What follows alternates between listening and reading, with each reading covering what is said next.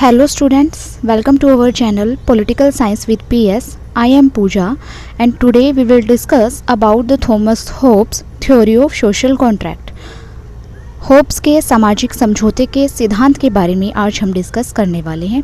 इससे पहले वाली वीडियो में हमने होब्स के बारे में और उसके अन्य विचारों के बारे में डिस्कस किया था और आज हम होब्स के सामाजिक समझौता सिद्धांत के बारे में डिस्कस करेंगे। अगर आप इस वीडियो का PDF पाना चाहते हैं तो हमारे टेलीग्राम चैनल को ज्वाइन करें। टेलीग्राम का लिंक वीडियो के डिस्क्रिप्शन बॉक्स में दिया गया है। चलिए स्टार्ट करते हैं आज का टॉपिक। होब्स ने जो प्राकृतिक अवस्था बताई थी, प्राकृतिक अवस्था में सभी मनुष्यों को इतनी ज़्यादा स्वतंत्रता मिली हुई थी, ऐसे में स्वतंत्रता कि वो अपनी स्वतंत्रता का दुरुपयोग करने लगते थे। प्राकृतिक अवस्था में माइट इज़ राइट का सिद्धांत प्रचलित था, यानी जिसकी लाठी उसका भैंस, जो ज़्यादा शक्तिशाली होगा वही राज करेगा। तो इस प्रकार प्राकृतिक अवस्था में अधिकारों का अनियंत्रित प्रयोग होने लगा और इस अनियंत्रित प्रयोग के कारण ही लोगों में संघर्ष की स्थिति पैदा होगी। इसलिए होब्स ने ये सोचा कि जब तक मनुष्य के अधिकारों पर नियंत्रण नहीं होगा तब तक शांति और सुरक्षा की स्थापना नहीं हो सकती है।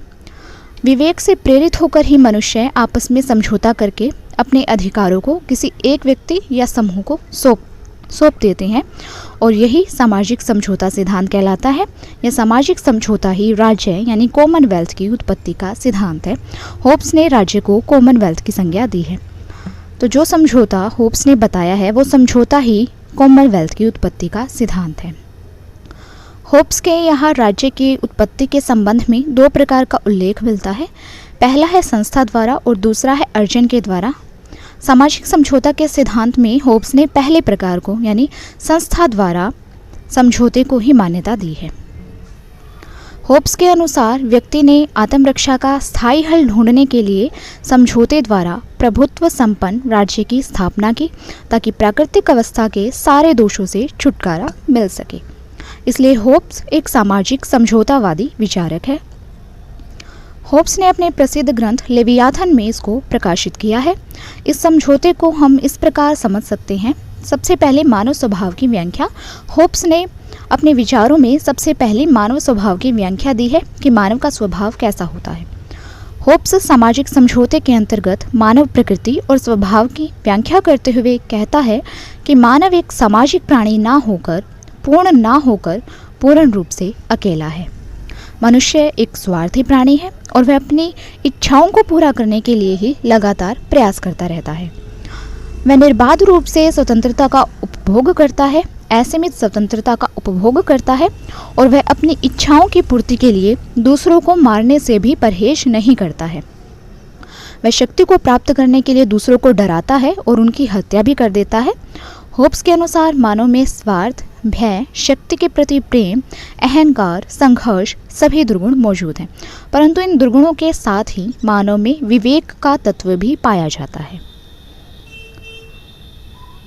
फिर होब्स ने प्राकृतिक अवस्था का वर्णन किया है। होब्स ने प्राकृतिक अवस्था को पूर्व सामाजिक अवस्था कहा है, यानी समाज की उत्पत्ति से पहले की अवस्था है, जो मानव की राज्य उत्पत्ति से भी पहले की अवस्था है। इस अवस्था में कोई भी नियम नहीं था और उसका जीवन किसी भी तरह सुरक्षित नहीं था। जिसकी लाठी उसकी भैंस, या जो छीन सकते हो छीन लो या फिर जिसको मार सकते हो मार दो, ये नियम लागू थे। मानव की स्वतंत्रता और जीवन की रक्षा उसकी शक्ति पर निर्भर थी। इसलिए मनुष्य पशुओं से भी बदतर था। प्राकृतिक अवस्था में अपने स्वार्थ के लिए मारकाट और खून खराबा सब किया जाता था। उस टाइम आपसी संदेह और अविश्वास की भावना भी युद्ध की स्थिति को बनाए रखती थी। प्राकृतिक अवस्था में न कोई कानून था और न ही कोई न्यायकारी शक्ति थी जो न्याय कर सके। सरकार जैसी संस्था भी नहीं थी, इसलिए व्यक्ति निर्बाध रूप से स्वतंत्रता का उपभोग करते थे। मनुष्य को सदैव अपनी मृत्यु का डर सताता रहता था। होब्स ने आगे लिखा है कि प्राकृतिक अवस्था में उचित और अनुचित, न्याय और अन्याय का कोई स्थान नहीं था।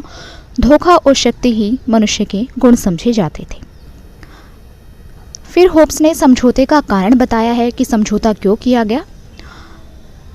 जिस प्राकृतिक अवस्था का होब्स ने वर्णन किया है, उस प्राकृतिक अवस्था में जब मनुष्य बहुत तंग हो गए थे तो उन्होंने दयनीय, भयपूर्ण और भ्रष्ट अवस्था से निकलने के लिए एक सर्वोच्च और निरंकुश सत्ता को अपने सारे अधिकार और स्वतंत्रताएं सौंप दी।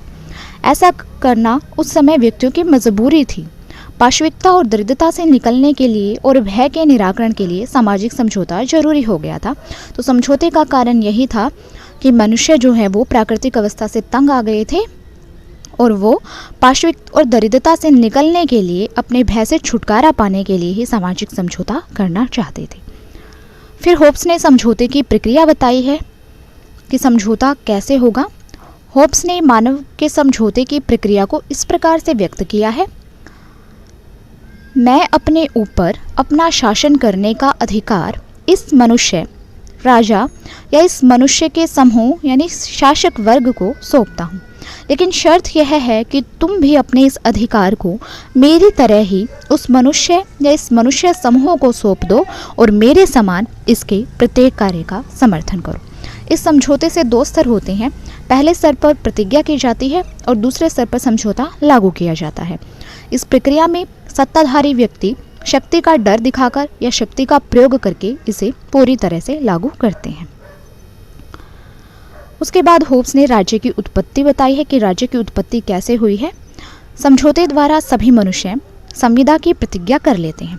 संविदा करने वाले व्यक्तियों का समूह ही राज्य या लैटिन भाषा में नगर कहलाता है। इस प्रकार सारा जन समुदाय समझौते द्वारा एक व्यक्ति या समूह में संयुक्त हो जाता है। होब्स ने लेवियाथन में इसकी स्पष्ट व्याख्या की है। जिस व्यक्ति और व्यक्ति समूह को समझौता करने वाले मानव अपने अधिकार सौंपते हैं वह दीर्घकाय लेवियाथन है और वह जनता की शांति और प्रतिरक्षा के लिए पृथ्वी में मानव देव की भांति है। राज्य की उत्पत्ति के बाद होब्स ने राज्य के स्वरूप का भी वर्णन किया है। होब्स के समझौते द्वारा दो कार्यों की पूर्ति होती है। पहला कार्य है वह एक व्यवस्थित और सभ्य समाज की स्थापना करना चाहता है और दूसरा, इस समझौते के द्वारा होब्स एक ऐसे राज्य की स्थापना होती है जिसमें मनुष्य अपने समस्त प्राकृतिक अधिकारों को छोड़कर एक निरंकुश प्रभु का निर्माण करते हैं, जिसमें राज्य आश्वासन देता है कि वह मानव की प्रत्येक शत्रु से रक्षा करेगा। साथ ही मनुष्य भी समझौते द्वारा निर्मित राज्य व्यक्तियों या व्यक्ति की आज्ञा का पालन करने के लिए बाध्य है। जो व्यक्ति शक्ति का प्रतीक होता है वही राज्य कहलाता है। होब्स के अनुसार लोगों को एकमात्र कार्य संप्रभु के आदेशों का पालन करना ही होता है, इसलिए प्रभु सत्ता को लोगों पर असीम अधिकार होते हैं। होब्स के अनुसार इस संप्रभु को केवल आंतरिक शांति और सुरक्षा ही कायम नहीं करनी पड़ती, बल्कि बाहरी आक्रमणों से भी राज्य की सुरक्षा करनी पड़ती है। संप्रभु समाज में शांति बनाए रखता है और संप्रभु समस्त जनता का भी प्रतिनिधित्व करता है। इसलिए समझौते के बाद समाज और राज्य का जन्म हुआ। कला, साहित्य, विज्ञान, व्यापार आदि का भी श्रीगणेश हुआ। सामाजिक समझौते द्वारा होब्स निरंकुश राजतंत्र का एक राज्य की स्थापना करता है। होब्स का संप्रभु सर्वशक्तिमान है। संप्रभु कानून से भी ऊपर है। कानून संप्रभु का आदेश है। संप्रभु सभी प्रकार के बंधनों से मुक्त है और संप्रभु की इच्छा का सभी को सम्मान करना पड़ता है। दंड देने की शक्ति संप्रभु के पास है। संप्रभु के कार्यों पर किसी भी प्रकार का प्रतिबंध नहीं है। तो ये होब्स के राज्य का स्वरूप था। अब हम होब्स ने जो ये सामाजिक समझौते का सिद्धांत दिया है इसकी विशेषताओं के बारे में डिस्कस करेंगे। सबसे पहली विशेषता है निरंकुश संप्रभु। सामाजिक समझौते द्वारा जो एक संप्रभु की स्थापना की गई वो संप्रभु निरंकुश है। निरंकुश संप्रभु जो है वो समझौते में शामिल नहीं है और उसे समझौते द्वारा सभी मनुष्यों के समस्त अधिकार प्राप्त है। संप्रभु अपनी सत्ता का प्रयोग अपनी इच्छा से करेगा और उसकी सत्ता पर किसी प्रकार का प्रतिबंध भी नहीं होगा। संप्रभु अपने कार्यों के लिए किसी भी व्यक्ति या संस्था के प्रति उत्तरदायी नहीं है। उसकी शक्तियाँ असीमित हैं। इस प्रकार समझौते द्वारा जो संप्रभु बना वो एक निरंकुश संप्रभु है जिस पर किसी भी प्रकार का अंकुश नहीं है। दूसरी विशेषता है समझौता सामाजिक भी है और राजनीतिक भी है। प्राकृतिक अवस्था जो थी उसमें ना समाज था और ना ही राज्य था।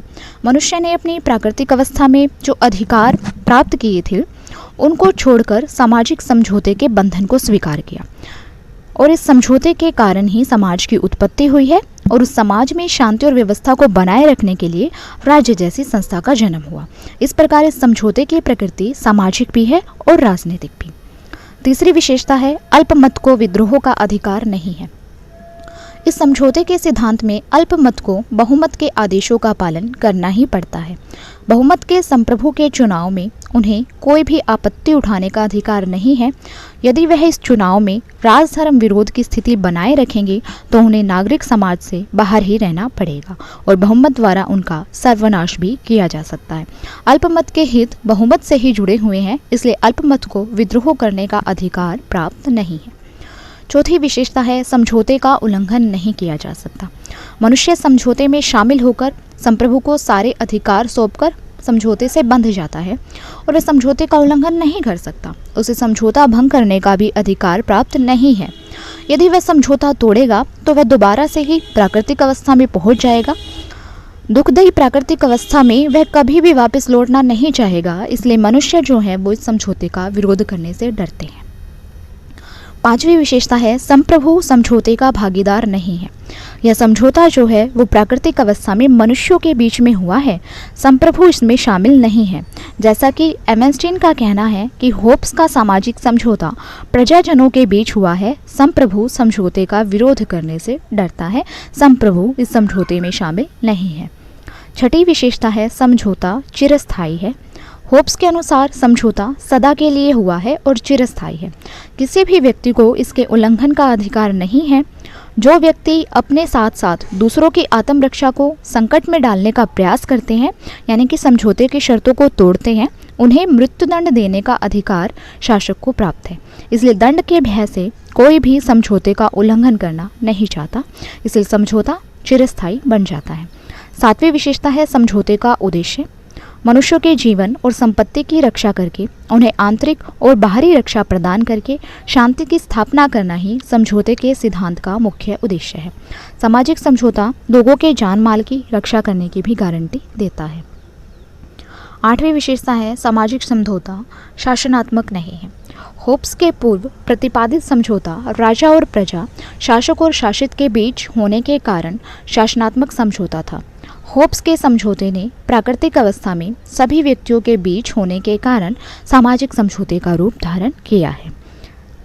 इससे सामाजिक समझौता शासनात्मक नहीं है। नौवीं विशेषता है कानून जो है संप्रभु का आदेश है।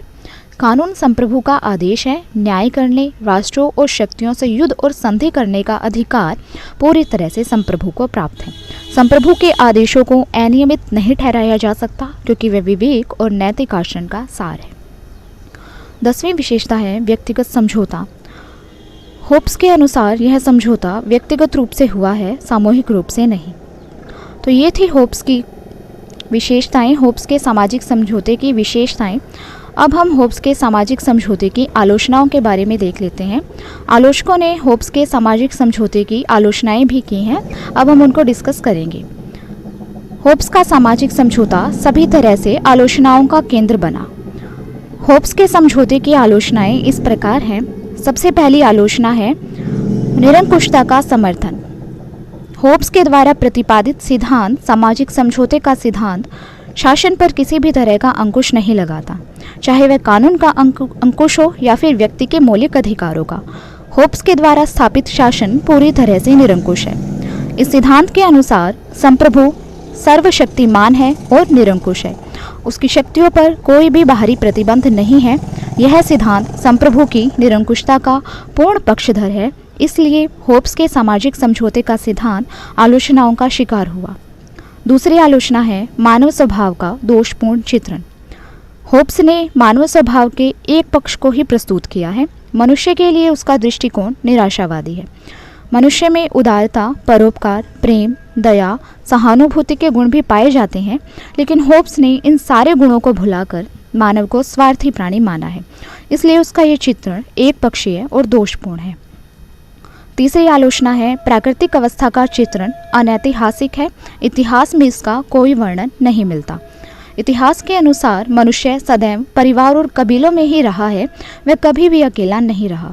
इसके साथ मनुष्य के आपसी युद्ध की कल्पना भी इतिहास की मान्यताओं से सिद्ध नहीं होती। चौथी आलोचना है प्राकृतिक अवस्था में प्राकृतिक अधिकारों की मान्यता असंगत है। होब्स ने मनुष्य की प्राकृतिक अवस्था का वर्णन करते हुए बताया कि उसमें व्यक्ति को कुछ अधिकार प्राप्त थे जिनका रूप प्राकृतिक था। अराजकतापूर्ण प्राकृतिक अवस्था में व्यक्ति का कोई अधिकार हो सकता है, यह कहना असंगत और विश्वास से परे है। होब्स स्वयं स्वीकार करता है कि उस अवस्था में जिसकी लाठी उसकी भैंस का नियम प्रचलन में था, तो ऐसी अवस्था में अधिकारों की कल्पना करना सर्वथा तर्कहीन है। 5वीं आलोचना है, लोग भय के कारण सत्ता के अधीन नहीं रह सकते। होब्स के अनुसार मनुष्य प्राकृतिक अवस्था में लौट जाने के डर से समझौते में शामिल रहने के लिए बाध्य हुआ और उसी कारण वह संप्रभु के आदेशों का पालन करने लगा। लेकिन प्रोफेसर वाहन का कहना है कि नागरिकों में नैतिक संबंधों का होना आवश्यक है और जहां पर नैतिक संबंध नहीं है वहां पर कोई भी संबंध नहीं है। आतंक और भय राज्य के लोगों को बांधने का साधन नहीं हो सकता। मानव विवेक के आधार पर ही सत्ता को स्वीकार करते हैं। वे सुख और शांति बनाए रखने के लिए अपनी इच्छा से सत्ता के अधीन होते हैं, डर के कारण नहीं। 6ठी आलोचना है, अतार्किक है। होब्स का यह सामाजिक समझौते का सिद्धांत अतार्किक है।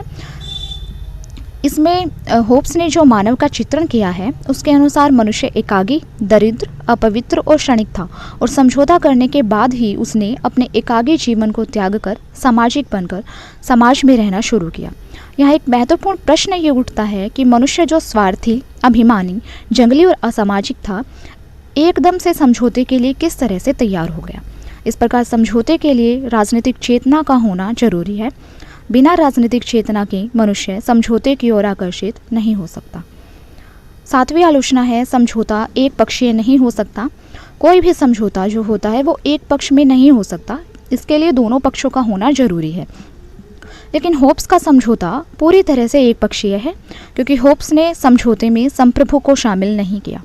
समझौता लागू करने के लिए संप्रभु को असीमित अधिकार देने की बात संगत नहीं है, इसलिए तार्किक दृष्टि से यह समझौता असंगत है। 8वीं आलोचना है, सिद्धांत विरोधी तत्व। होब्स ने अपने समझौते के सिद्धांत में संप्रभु की असीमित शक्ति का वर्णन किया है। इसके विपरीत वह व्यक्ति को संप्रभु का विरोध करने का अधिकार भी देता है। यह सही है कि कुछ महत्वपूर्ण दशाओं में ही व्यक्ति संप्रभु का विरोध कर सकते हैं। यदि संप्रभु नागरिक जीवन की रक्षा करने में असफल रहे तो उस दशा में उसका विरोध किया जा सकता है।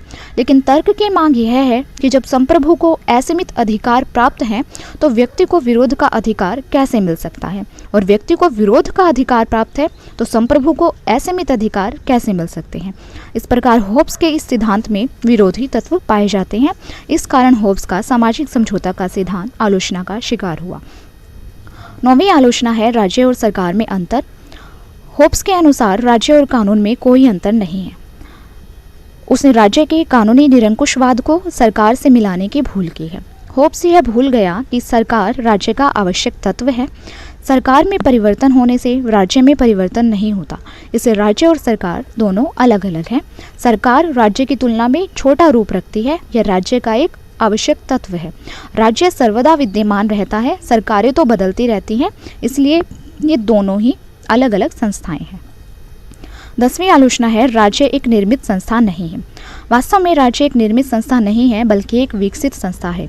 राज्य एक ऐतिहासिक विकास का परिणाम है, जबकि होब्स ने राज्य को निर्मित संस्था बताया है और राज्य को समझौते द्वारा निर्मित बताया है।